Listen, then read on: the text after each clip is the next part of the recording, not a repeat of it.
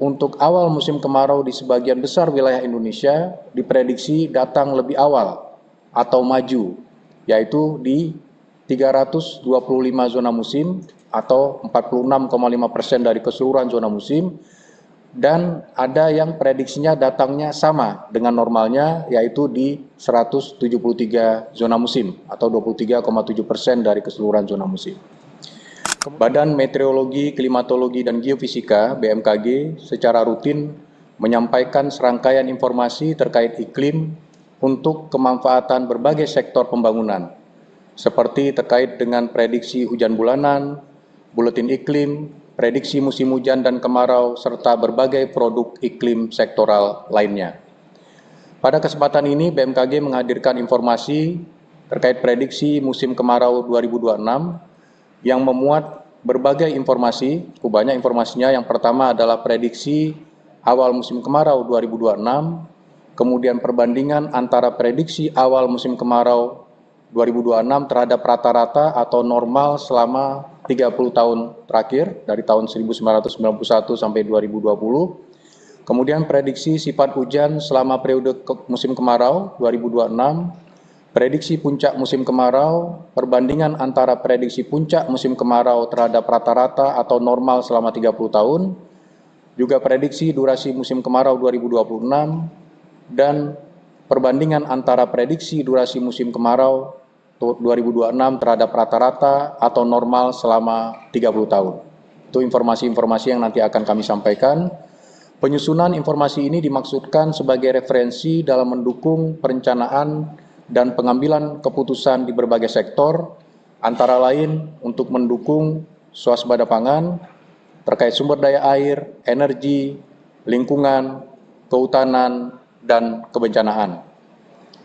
Kami berharap informasi yang disajikan dapat menjadi dasar dalam menyusun strategi yang adaptif terhadap prediksi musim kemarau.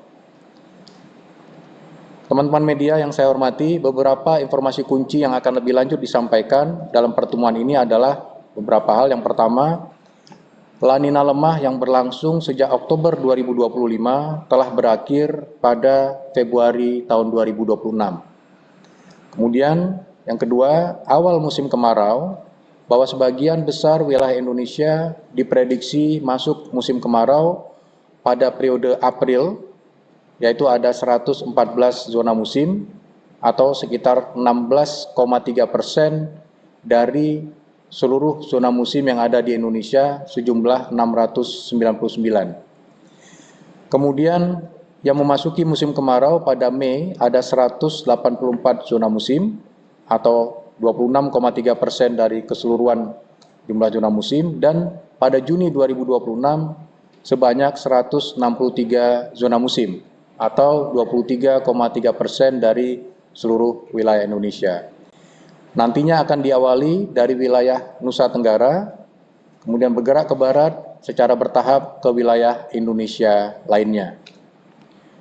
Perbandingan awal musim kemarau, bahwa untuk awal musim kemarau di sebagian besar wilayah Indonesia diprediksi datang lebih awal atau maju, yaitu di 325 zona musim atau 46,5% dari keseluruhan zona musim, dan ada yang prediksinya datangnya sama dengan normalnya, yaitu di 173 zona musim atau 23,7% dari keseluruhan zona musim. Kemudian terkait sifat musim kemarau, akumulasi curah hujan pada periode musim kemarau di sebagian wilayah besar wilayah Indonesia, yaitu di 451 zona musim atau 64,5% dari seluruh zona musim, diprediksi pada kategori bawah normal atau mudahnya itu lebih kering dari biasanya. Kemudian terkait puncak musim kemarau, sebagian besar wilayah Indonesia atau di 429 zona musim atau sekitar 61,4% dari keseluruhan diprediksi mengalami puncak musim kemarau pada bulan Agustus tahun 2026.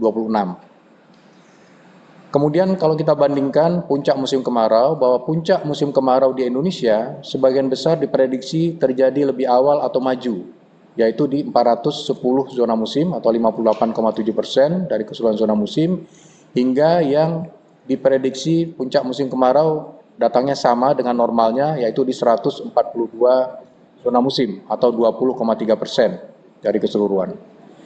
Kemudian kalau kita bahas tentang durasi musim kemarau, sebagian besar wilayah Indonesia atau di 400 zona musim atau 57,2% diprediksi mengalami musim kemarau yang lebih panjang dari normalnya. Jadi ini perlu dicatat bahwa musim kemarau yang akan kita hadapi di tahun 2026 itu akan lebih panjang dari normalnya.